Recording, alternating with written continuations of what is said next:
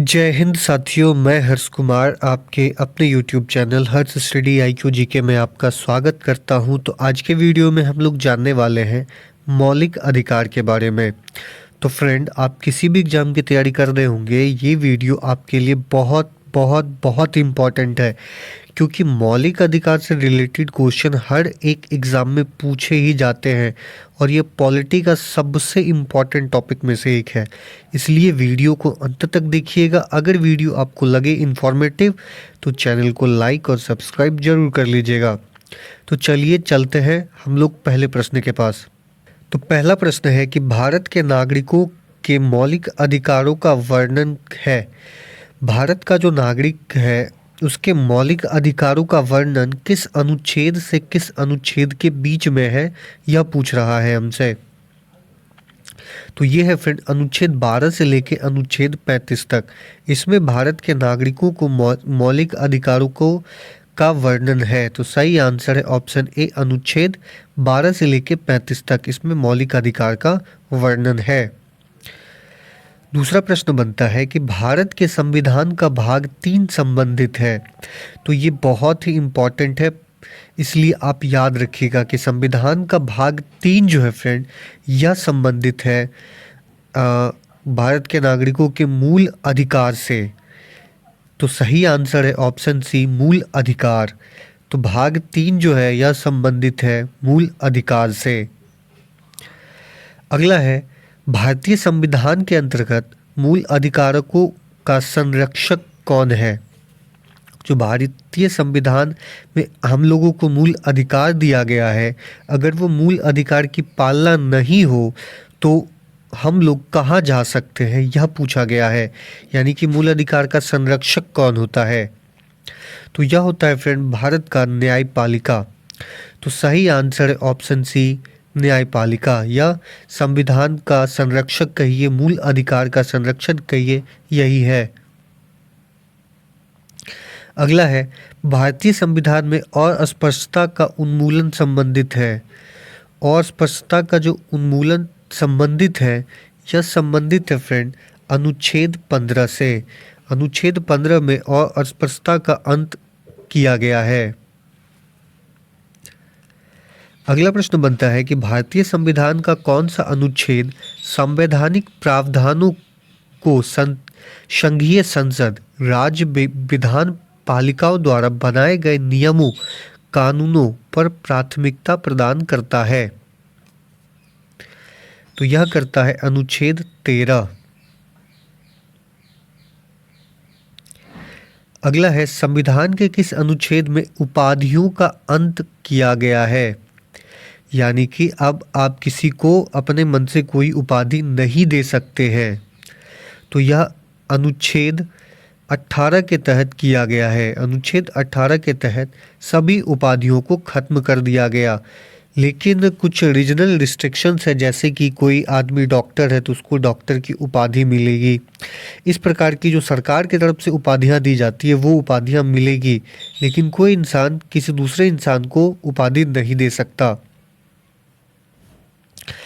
अगला है, भारत के संविधान के अंतर्गत कौन सा अनुच्छेद कारखानों में बालकों के नियोजन का प्रतिषेध करता है, यानी प्रतिबंध लगाता है कि जो 14 साल से कम उम्र का बच्चा है वो कारखाने में काम नहीं करेगा। तो यह करता है फ्रेंड अनुच्छेद 24। तो सही आंसर है ऑप्शन डी, अनुच्छेद 24। इसके अंतर्गत किसी भी बालक को जो 14 साल से नीचे हो उसको शिक्षा का अधिकार दिया गया है। उसके शोषण या फिर कहे कि मानव तस्करी को रोकने के लिए यह अनुच्छेद लाया गया। नेक्स्ट है कि भारत के संविधान का निम्नलिखित में से कौन सा अनुच्छेद प्रेस की स्वतंत्रता से संबंधित है। प्रेस की स्वतंत्रता से जो अनुच्छेद संबंधित है फ्रेंड, वह है अनुच्छेद 19। यह बोलने की आज़ादी देता है भारत के नागरिकों को। तो अनुच्छेद 19 जो है प्रेस की स्वतंत्रता से संबंधित है। तो सही आंसर है ऑप्शन ए। अगला है, भारतीय गणराज्य के संविधान का कौन सा अनुच्छेद व्यक्ति की प्राण एवं दैहिक स्वतंत्रता के संरक्षण से संबंधित है। यानी कि व्यक्ति के प्राण और दैहिक स्वतंत्रता से संबंधित है फ्रेंड अनुच्छेद 31। तो सही आंसर है ऑप्शन बी अनुच्छेद 31।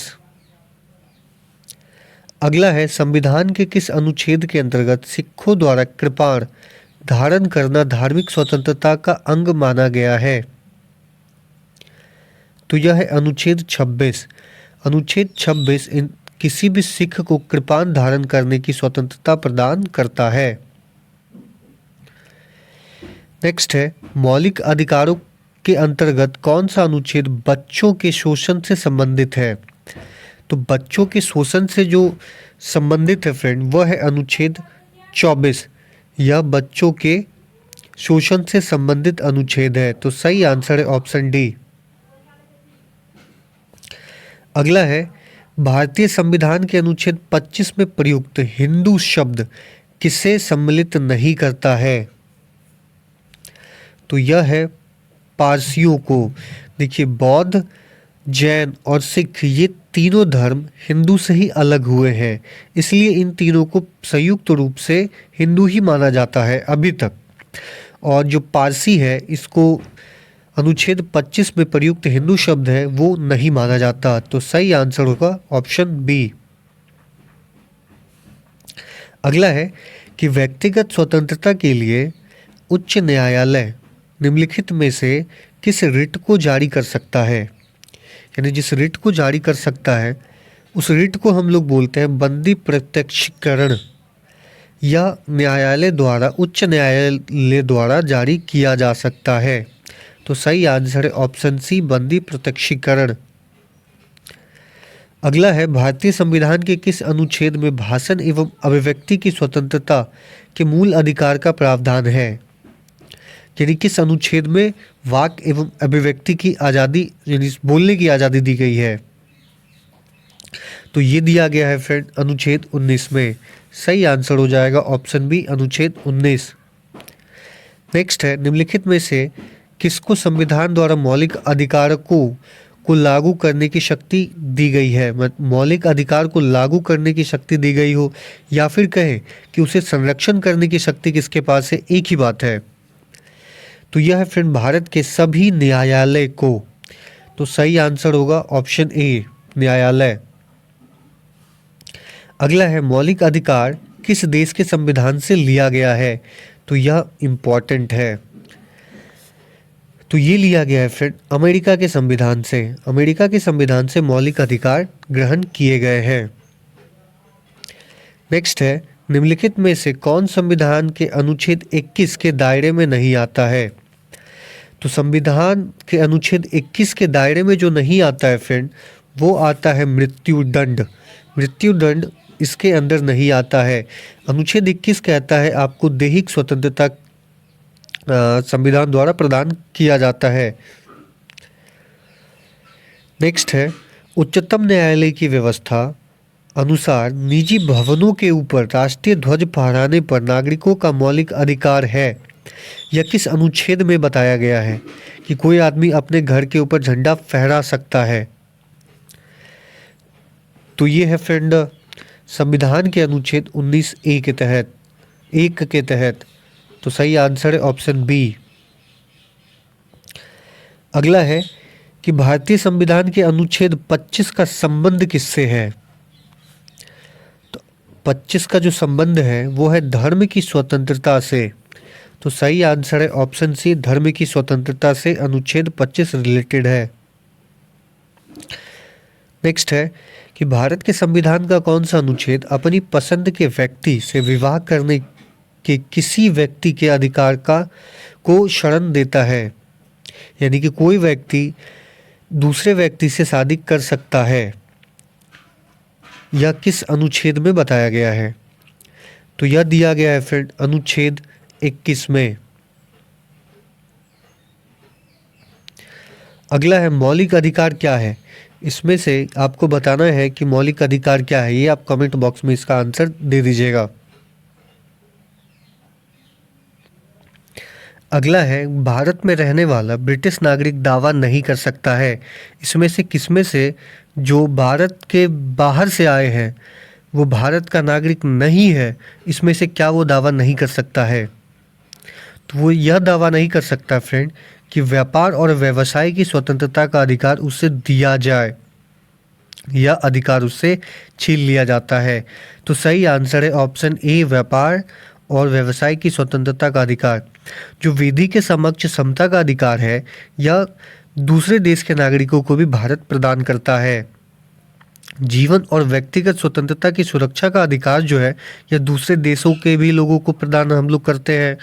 धर्म की स्वतंत्रता का अधिकार, ये भी हम दूसरे देश के लोगों को प्रदान करते हैं, लेकिन व्यापार और व्यवसाय की स्वतंत्रता का अधिकार हम उसे प्रदान नहीं करते, यानी कि भारत उसे प्रदान नहीं करता है अगर वह दूसरे देश का नागरिक है तो। अगला है 6 वर्ष की आयु से 14 वर्ष की आयु के बीच के सभी बच्चों को शिक्षा का अधिकार देना है। तो यह उसका मूल अधिकार है, संवैधानिक अधिकार है, या फिर राज्य के नीति निर्देशक सिद्धांत में है। तो फ्रेंड, यह जो है उसका मूल अधिकार है। पहले यह मूल अधिकार नहीं था, पहले यह राज्य का जो नीति निर्देशक तत्व था यह था, लेकिन इसको 2005 में मूल अधिकार में शामिल कर लिया गया। तो सही आंसर है ऑप्शन बी। अगला है, किसी अपराध के अभियुक्त को स्वयं अपने विरुद्ध गवाह बनाने के लिए बाध्य नहीं किया जा सकता, यह किस अनुच्छेद में दिया गया है? तो यह दिया गया है फिर अनुच्छेद 20 में। तो सही आंसर है ऑप्शन ए। अगला है, निम्नलिखित में से कौन सा मौलिक अधिकार नहीं है? तो इसमें जो संपत्ति का अधिकार है यह मौलिक अधिकार नहीं है, अब यह कानूनी अधिकार हो चुका है।